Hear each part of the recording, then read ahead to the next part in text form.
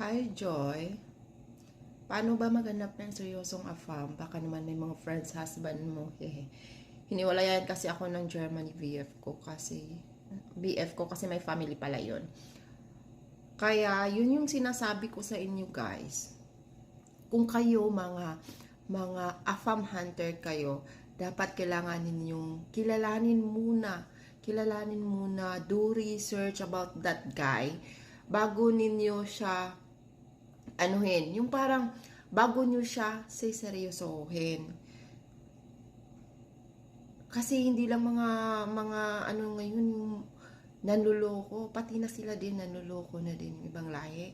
Nako, nanluloko na din yan. So, sorry to hear that, Joy, na yun nga, my family pala yung ano mo, yung naging jowa mo na taga-German. So, I hope maging ano yan sa'yo. Ano ba tawag doon? Maging lesson na sana next time kung magkakaroon ka man ng AFAM, wag mo munang seryosohin. Kilalanin mo muna,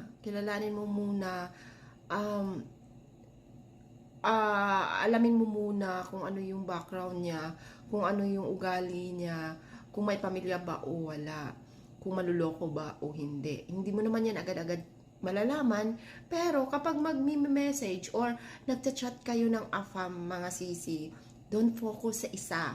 Huwag kayong magpo-focus sa isa hanggat hindi nyo pa nakilala ng maayos yung kachat nyo, yung kakilala nyo. Diba? So, habang nasa ano pa kayo sa stage ng chatting, wala namang problema. Collect and collect until you can select, guys. Yes, kasi wala talagang ano ba tawag doon? Wala talagang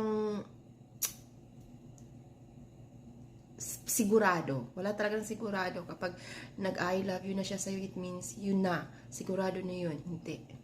Kasi, kapag easy magsabi ng I love you yung isang AFAM sa inyo, it means hindi yun siya from the heart.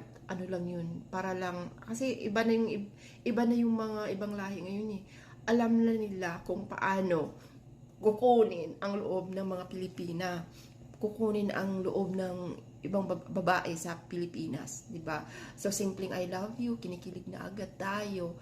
So, yes, yun na, napalayo na ako. Pero, yes, that kind of advice, sana nga, next time, maging aral na sa'yo.